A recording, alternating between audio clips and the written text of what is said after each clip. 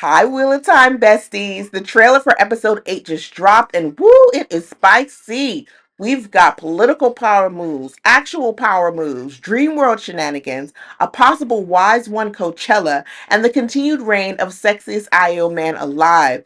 Things are heating up in the waist, tensions are snapping in the tower, and Rand is once again caught between prophecy, politics, and way too many beautiful women who may or may not want to kill him. Let's break it down like a fraction.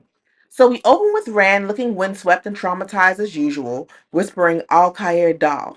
Now, if you're wondering if that's a new cologne, no, it's a very important meeting place for the Aiel clan chiefs. Translation from the Old Tongue, the Golden Bowl. Now, it's a round canyon near Ruidian and Cold Rock's Hold, with perfect acoustics, which makes sense. You're in the middle of the desert. If you want people to hear you, acoustics are going to matter, even in the waste.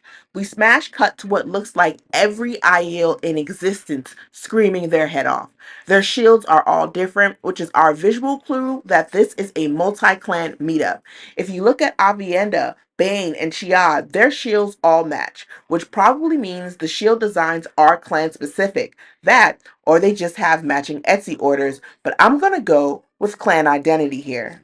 Then Rand and the world's sexiest IO man, I mean, it's just getting disrespectful at this point, are walking across pristine white sand toward a massive gathering of IO.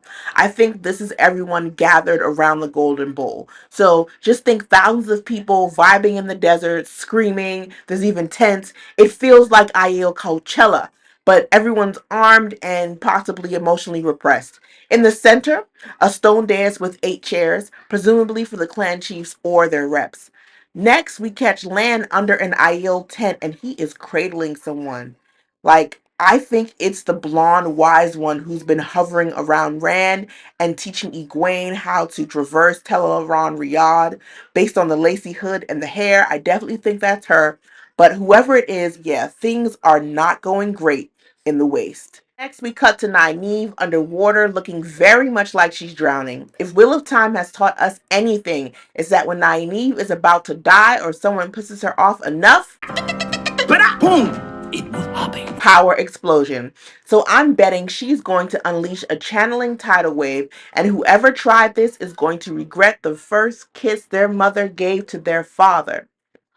Then we see Elaine and Tom running through what I think has to be the Panarch's palace in Tanchico. I mean, it makes sense. The collar is there. Naomi told Leandrin that, so it makes sense that they'd find out and be on some sort of fetch quest. Also, there's ornate stonework and a ton of windows, which looks a lot like what we saw on the outside of the Panarch's palace in previous episodes. So, to me, it's a royal real estate listing, but it could be also the estate that Leandrin takes over, though I don't remember there being that many windows inside there. We see a very suspicious woman in Black Ajah fashion who is wielding some kind of one power saber. I'm thinking it's White Stripe Lady, but we'll see. She's struggling with it like Moiraine did with the Sarkarnan in the desert. So yeah, I'm betting it's an angreal and she's not licensed to use it because she is blasting purple power everywhere like a Sith with poor aim. Then we get the scene. Rand and Lanfear either in a dream or tel'aran'rhiod because suddenly there's grass and he's got this nice coat on and not in the waist where he'd be sweating and hot and gross. And she's like whispering about how she was the only one who didn't bow to lose Theron. And he calls her a monster in the most intimate way possible. Like, sir, why is your hand on the back of her neck? What is going on? I need water. I need cold water. We snap back to the waist, or maybe still in the dream world, where everyone is standing dramatically around a bed. Yes, a bed. The bed, I think, from a previous trailer where Rand and Egwene looked like they were about to dream walk into Lanfear's house like, surprise, Girl Scouts! Everybody's powered up. Rand, Avienda, Egwene, Moiraine, the blonde wise one, Lan and the other wise one, I think Mulaney, is there. It's like the Avengers, but everyone's dusty and emotionally complicated.